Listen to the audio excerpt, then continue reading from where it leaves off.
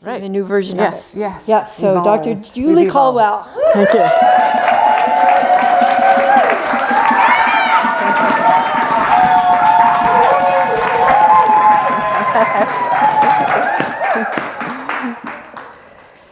So those of you that know me, and now you'll know me better, like they do, you will appreciate what I was just doing as I was trying to get up here. I thought, ooh, there's one last thing I wanted to, just one last thing I wanted to, because I saw it on my Facebook feed this morning. So I went down to the car to get it, and then I started looking, and I thought, well, how do you get a saved thing? I couldn't figure, so I'm scrolling, I'm walking, and I found the thing I wanted to read to you, and the title of the post, I think, is The Case Against Reality. The Case Against Reality. Here's the rest of the story. As I found the post and then I looked up, I realized I had no idea where I was. So I thought, well, I could probably find the road if I go down. And so I started going down, and thankfully I found some familiar faces who I then got escorted back up to here. So thankfully, thank you to you all for keeping me grounded and keeping me back here. Because he's talking about, he, meaning, I'll have to get you his name, because that's the beginning of the feed. So while neuroscientists struggle to understand how there can be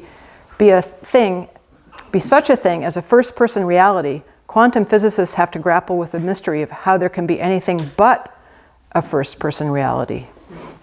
In short, all roads lead back to the observer. So that's kind of the good and the bad news, because we think we're sharing this, and it really is all about you. And that's really what I want you to take away today, is that you've got the power. You got the power. And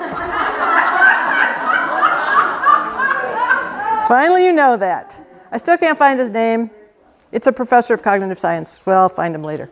So, before I go in further to this, I want to give you a little sense of why I'm doing this.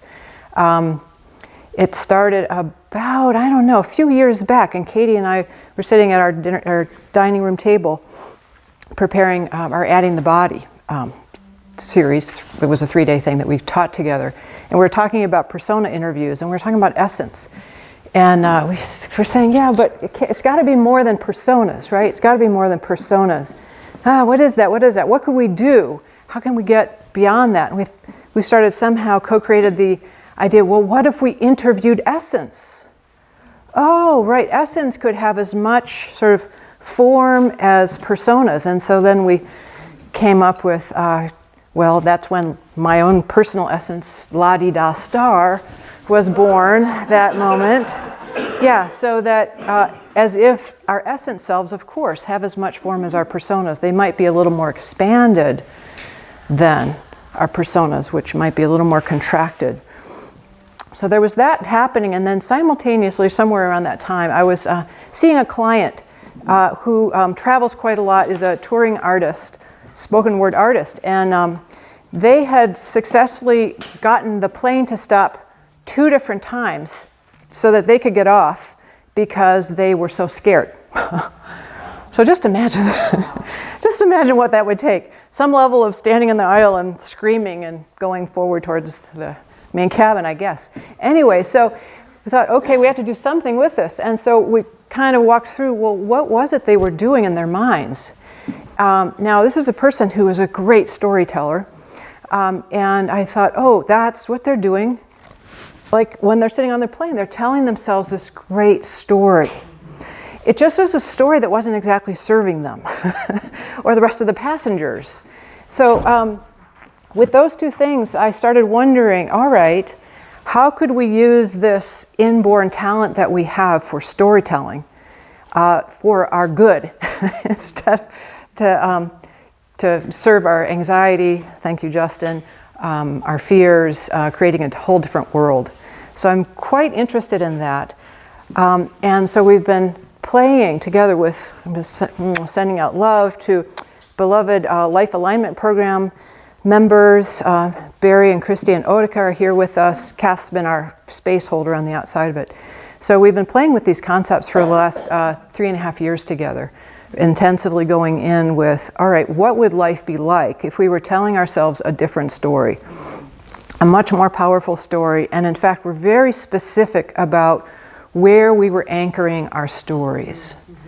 So I'm really hoping today you're going to come out of this with your own ability to use your master storytelling for your own benefit, for your own power, your personal ability to create your experience, and then also to connect with us all to create a whole different world than perhaps we've lived in before. I mean, I think this is the real excitement of this whole thing is, as I understand more and more of how this works, or how I think it works in my own little view of reality, I believe there are whole worlds we have not discovered collectively. It's great space, you know, the great frontier, the final frontier. Well, our inner space, I think, might actually be our final frontier. Final, right? Whatever. Let's hope not. But a next frontier, right, that we can actually step into, because there is great magic in the expansiveness that humans haven't actually plumbed yet. So I'm going to just start with some thoughts to kind of give you a context. For natural storytellers, I actually think if you listen to my words, I am telling you a story. Just a word. If I use the word pain, right, it takes you right to a place. That's one word. If I use the word love, or I use the word ankle, right, it takes you to your experience immediately. And if I add a few more fluffy things like, wow, I twisted my ankle and had pain, right, then you can probably already start to feel what that feels like. So I want you to really know how good you are at this. You're already great at this. And as you listen to my words, know I am just telling you a frickin' story. Right? Everything, it's all a story. And we use that word a lot. And so where I'm going with this is every story is anchored at a level of consciousness. So again, that will be a tool in your hands that if you want to create a certain state of consciousness, choose your words and your stories. Because there's this part. I think we create from our state. So in other words, I am telling you a story, and right away, it's funny because my ankles are fine, just to let you know, but I have a little pain right there. Like, how in the world did I do that? I don't know how I did that. Right? So interesting though, isn't it? So that actually tuning into, oh, I'm telling a story, and then I can create my whole state, my whole reality from that particular story. So maybe you've had this experience of, well, actually, I'm thinking of a specific time. It stands out in my mind. I'm thinking of the guy, what's his name, who talks about our negativity bias. Can't quite get his name at the moment. Anyway, so there I was walking across the room, it was our living room, and I was feeling great. I was feeling fine. And then I tripped over something, who knows, because I am want to do such a thing. And but my first thought was, Kathy, where did she leave in the middle of the floor? Right? I know. That was my first thought. Right, and then suddenly I was here, and then I went here into a contracted blaming. It was a us-them moment. Who did this to me? And all it took was some physical experience of doing that. So understanding that then, see, just imagine what could happen next, right? So then I don't think I did this, it was a few years back. I could have said, Kathy, why do you always leave your shit out of here, right? And then you could join in with me in that reality, and we could do something, some version of a nana, or maybe it'd be like, oh, I'm so sorry. Who knows what we would have done, right? But I would have pulled you into my reality and then believed myself. I fully agree. Exactly. And then I would have talked to Barry about Kathy, who would have said, I know, it's always true, right? And so all that's happened is I tripped, but now I've created this whole experience that I totally believe. Now, beware of that, because we believe ourselves. And it's just one of those things. Because whatever reality we're existing in, we believe it. So I think of it as an elevator. I think of a department store elevator. And so as we get into the states of consciousness, I'm going to show you. Like I can go up and down the elevator and the doors will open. I can press the basement and, basement, lingerie, right? You step out and there's your experience of that basement. So I can press the button and I can open my anger doors and I will remember, because of state-dependent learning, which is a real thing. See? Sounds true, right? There's research that suggests a lot of research. Very important statistics. Right? That's, yeah. Done by men. But especially important men did that research.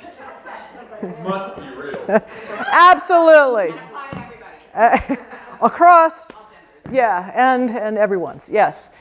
So who knows what's true? But you might notice yourself, so really, be your own scientist in all of this, that when you're in a state, that's what you remember from. All right, you didn't quite get that right. Like whatever state you're in, you're going to remember those things that happen. So I don't know if you've had a day like, oh God, I feel so bad, so depressed. And remember all the other times that I have felt so bad and depressed because the world sucks.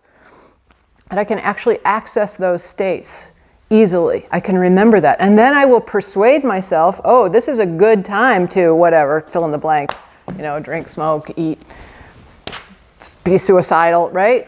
Because in that state, it all makes sense. So again, getting better and better at moving around in states.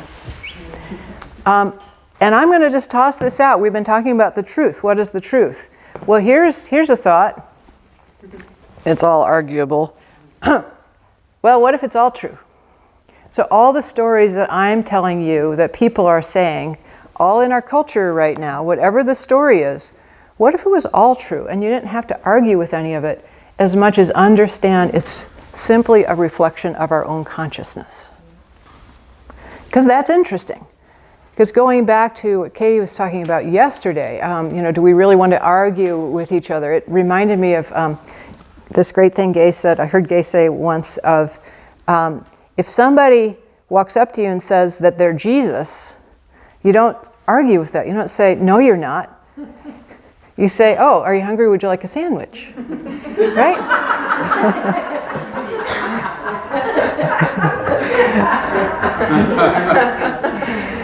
Because arguing someone out of their reality is pretty much impossible. Just think about yourself.